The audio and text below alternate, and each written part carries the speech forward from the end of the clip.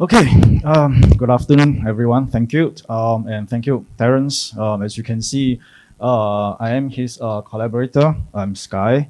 So you will see, I'm one of the young new professors here, and he is one of the elders. You can see, he's already retiring.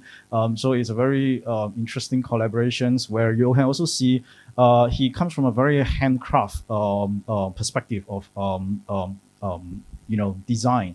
And then for me, I come from another guy doing AI a little bit here and there. But then, the challenge here is you can see, if you want to fry your brains, go talk to him. Yeah, you can see, when he presents his work, oh my goodness, the way he presents, so much passion. But the thing is, you will understand that where we come from is that I also work on the digital perspective of things. And then, a little bit of background, I come from architectural perspective. I come from architecture background.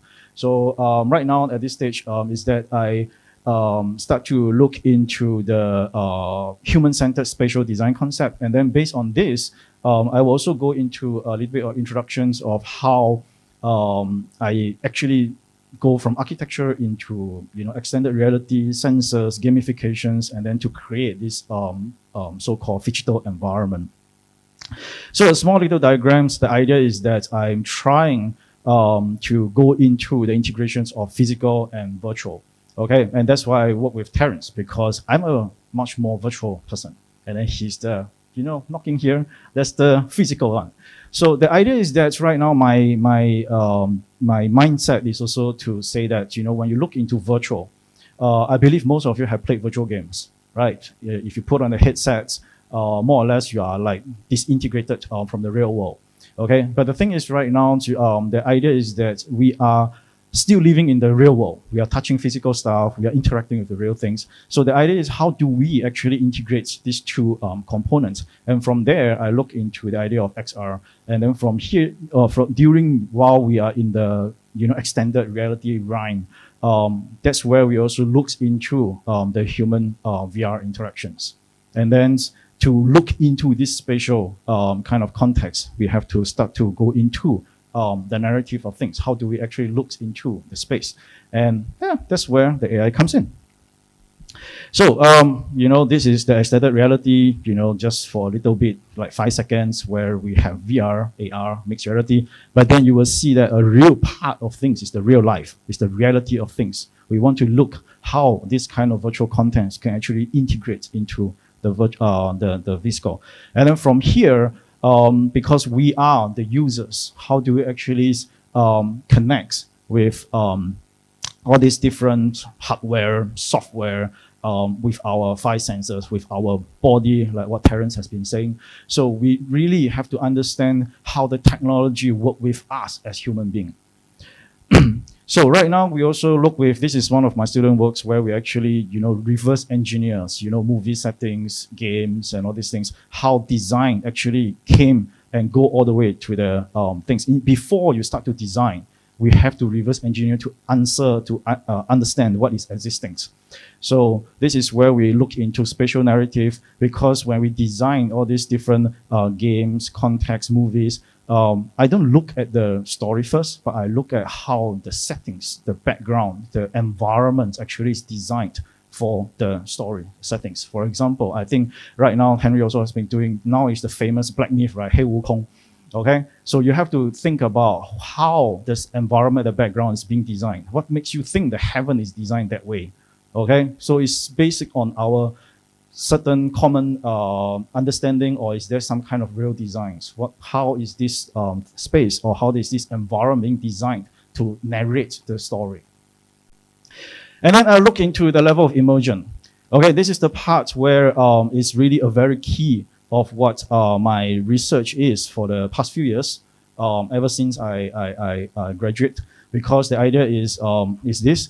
So this is one of the idea where I look into 100% immersions like VR, and then I look into 60% immersion where the space is real, but the content is fake.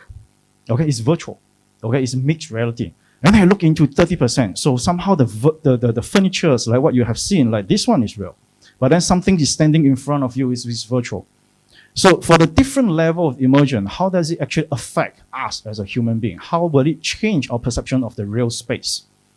Okay, so this is what I am actually also trying to research and looking into that. And then from there, now we have a lot of EEG, we have a lot of all these sensors, wearable technology, and then from there we can understand how the users actually reacts to this different kind of content. Okay, so this is something which I have been trying to push as well, because the common traditional architectural design or the spatial design is that we look at documentation, we look at 3D modeling, exploration, but then the thing is, how are we going to present the space we are doing? How are we? That's why we are looking into narrating, we are looking at experiencing, we are even looking at gamifying. So gaming is not just playing. It's also a way for you to actually present a certain kind of space to showcase an environment. So this whole lab, okay, or rather my research, the origin, start from actually this drawing, okay? I started my PhD, I have no idea what my direction is, and this drawing actually hits me on my head because I have done 5 years of architecture. This drawing is done by my mom, secondary level, okay? No PhD, no nothing, never have a university education. She drew this because we wanted to revamp our house, okay? And she usually drew this. I mean, the kind of details, I am shocked, okay? This was drawn to me when I was my 5th year, okay? And then she kept nagging me, you architects, right? Like Terence, you don't even live in your house, because this is the house where she stayed for 20 years. And she knows every single details of the space. So the idea is that we as architects, we don't design for people, because the client, the using people, we always think that we are designing for them. But actually we should design with them, okay? Because we want to understand them, we want to know what they are doing. So for me, is that how can we use technology to actually engage with the clients, the users of the space? And that's where I have research. I mean, trust me, this is a very, very rare case. I have a family putting on the headsets, and then we are trying to ask them to design their space in the VR. Oh, trust me, this is a pain. You will think that, in the VR, the headsets only have 3 buttons. 10 minutes, 20 minutes, that's it, gone. They take on the head, so tired. And then, so we try to simplify the design process. We try to gamify the games, right? You play games, you all need teachers or not? Don't need, right? Okay, so you will have to understand that we try to make use of the whole process to engage with non-professionals. And then we try to design in such a way that, we now have all these games, the parameters, multiple endings.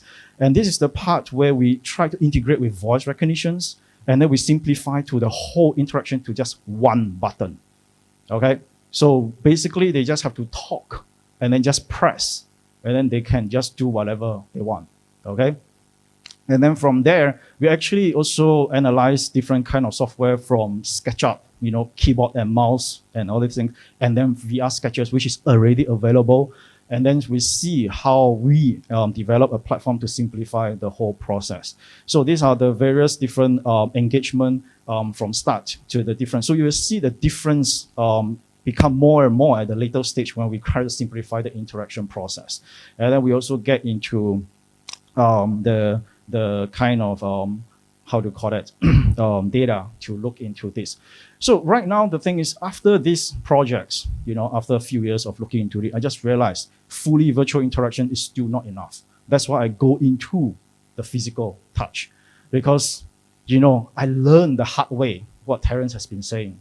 Okay, virtual is not enough. Digital, computer, handphone, mobile phones, okay, at some point, yes. But trust me, if you want to talk to your parents, you want to talk to the different generations, all the different things, the physical world is still something you will never be able to delete or remove. So what I'm trying to do is to see how we can actually engage with the physical, trying to add a bit more like sensors, gadgets, and everything, and then we try to integrate to make it much more synchronized. So it's almost like, let's just say there's a virtual thing, and then there's a physical thing for you to touch, and then there's a twin version of the model where you can see what it is.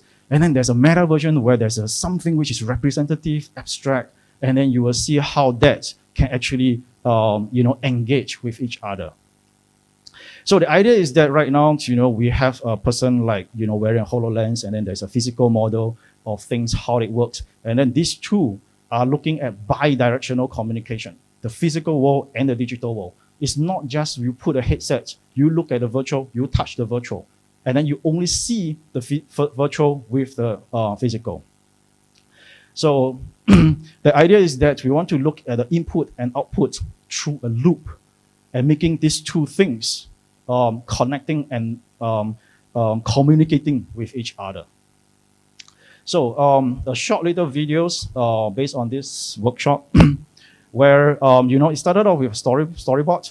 There's this little, it's a workshop. And then there's this group which literally try to understand what I have been doing and then create these little small projects, which I find depict the idea of this, bi-directional phygital is very well.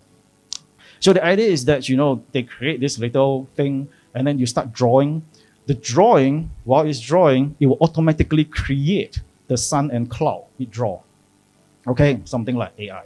Okay, and then the thing is, you can see how, you can draw butterflies, you can draw anything because the ink is actually conductive. Okay, so it actually conducts the physical part of things and then it translates and it sends signals to the digital part of things. So that's where the physical and the digital goes one direction to the digital. It actually sends sensors to create the digital part of things. So the idea is that, instead of using keyboard and mouses, you still use just drawings. And then once you finish creating the stuff, you can see that, oh, now you see the digital stuff, right? Okay, now you start to touch the digital.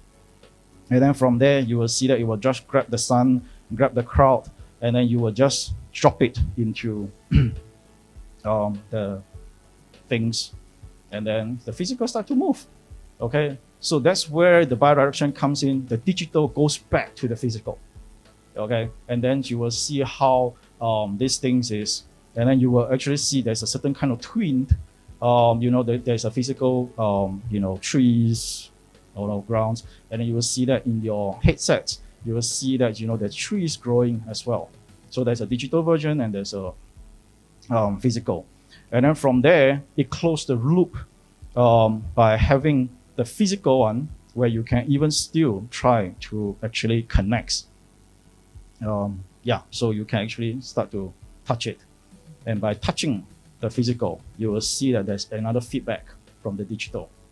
So this is a very simple example of how this whole thing actually works bi-directionally. Good. You can see that my lab actually has a title called AI, creative lab, right? So I have been talking, and where's the AI? And this is where I come from. Just bear in mind, this lab only started like 2-3 weeks ago. So, my content is not as much as all these professors. Okay, so I just want to also tell you that for the past few months or the past 1 year, because this lab has started off from last year with an MOU. And this year is the one where it started off really as a thing. So I have been working with AI company. So you can see it's also at the site. You can see powered by us and them.